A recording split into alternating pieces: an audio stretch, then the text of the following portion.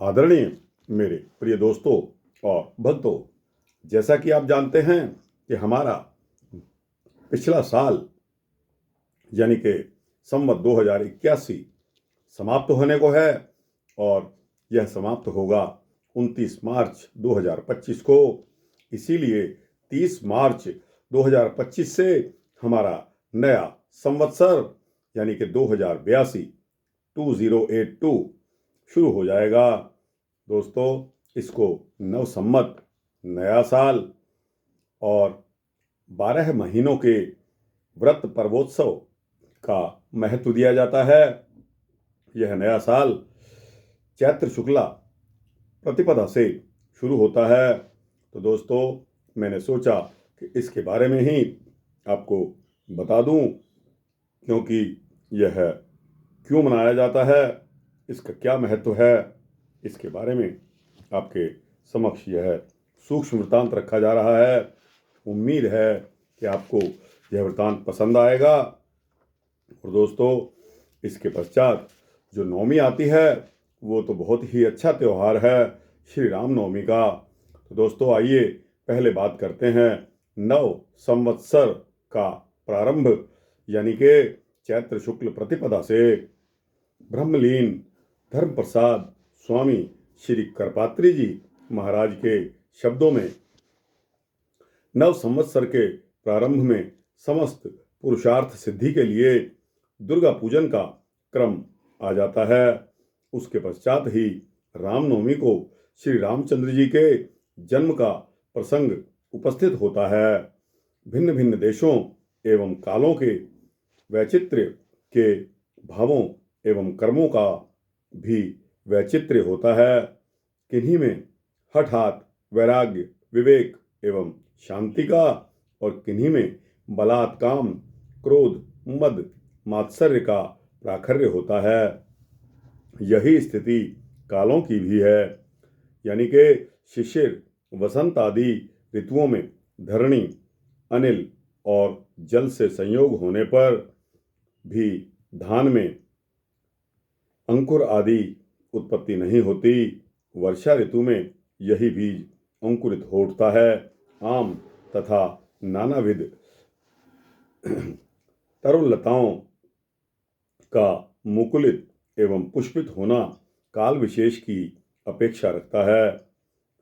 किंब होना प्रत्येक पदार्थ की उत्पत्ति, स्थिति एवं विनाश आदि में भी काल की अवश्य ही हेतुता है। आदिदैविक भावनाओं में भी भिन्न भिन्न तिथियों में भिन्न भिन्न शक्तियों का प्रादुर्भाव होता है। किन्हीं कालों में आसुरी शक्तियों का और किन्हीं कालों में दैवी शक्तियों का प्राकट्य होता है। एकादशी प्रभूति तिथियां यानी कि वैष्णवी, शिवरात्रि शैवी, नवरात्रों में दुर्गा और रामनवमी में श्री राम शक्तियों का प्राकट्य होता है। पाश्विक काम, कर्म, ज्ञानों से प्राणियों की शक्तियों का क्षय होता है। पवित्र तिथियों एवं तीर्थों में तप, त्याग, उपवास, स्नान आदि से अशुद्धियों का मार्जन एवं दिव्य शक्तियों का संचय होता है। पुराणों में ऐसी आख्यायिकाएं मिलती हैं कि किन्हीं महानुभावों को किन्हीं स्थानों पर जाने के कारण ही असंभावित दुर्भावनाओं के वश होना पड़ा। जैसे सत्पुरुषों के सत्कर्मों एवं सद्विचारों का तात्कालिक प्रभाव पड़ता है, वैसे ही कालांतर में भी प्रभाव पड़ जाता है। जहाँ सात्विक सत्पुरुषों के समीप देव मंदिर, तीर्थ आदि स्थलों में सत्संग, भगवत कथा, जप, तप, ध्यान आदि होता रहता है, वहाँ जाने पर मन में वैसे ही भाव आते हैं, पैदा होते हैं। इसी तरह दुराचार तथा दुर्विचारशील प्रमादी पुरुषों के मन में कुत्सित भावनाएं पैदा होती हैं। अच्छे और बुरे विचारों एवं कर्मों के समाप्त हो जाने पर भी उनके संस्कार बने रहते हैं। यह बात आजकल के मनोवैज्ञानिकों ने भी स्वीकार की है कि विचारों का प्रभाव पर्याप्त रूप से देशकाल तथा व्यक्तियों पर पड़ता है। इन विचारों संकल्पों का आदान प्रदान भी हुआ करता है। असत्पुरुषों, अशास्त्रों तथा असत्कर्मों को भुला देने से असद्विचारों का प्रवाह रुक जाता है और बार बार स्मरण करने से यह फिर से शुरू हो जाता है। सद्विचारों, शास्त्रों, पुरुषों एवं कर्मों को बार बार स्मरण करना उनका स्वागत करना है, उनको भूलना ही उनका बहिष्कार है। योग दर्शन में वीतराग, शुकादि के ध्यान को भी चित्त निरोध का साधन कहा गया है। वीतराग विषयम व चित्तम।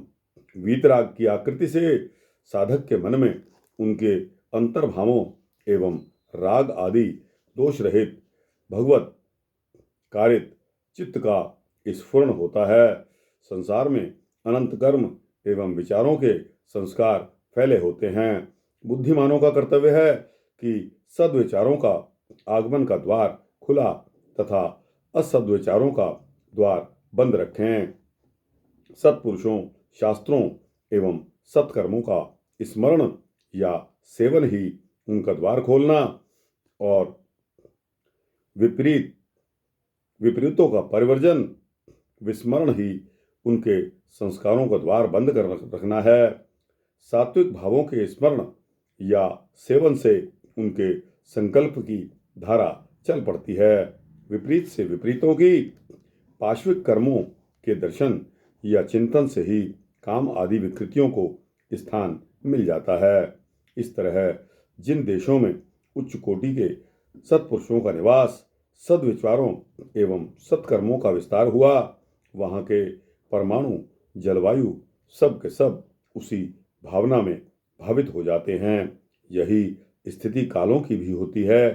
स्वर साधना वालों को तत्वों के भेद से काल में स्पष्ट भेद भासित होते हैं। कुमारी पूजन नवरात्र का दोस्तों यह वृतांत यहाँ समाप्त हो जाता है। आपको कैसा लगा?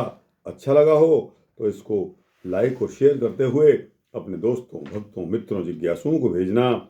इस नए साल की खुशी में आप सभी को शुभकामनाएं।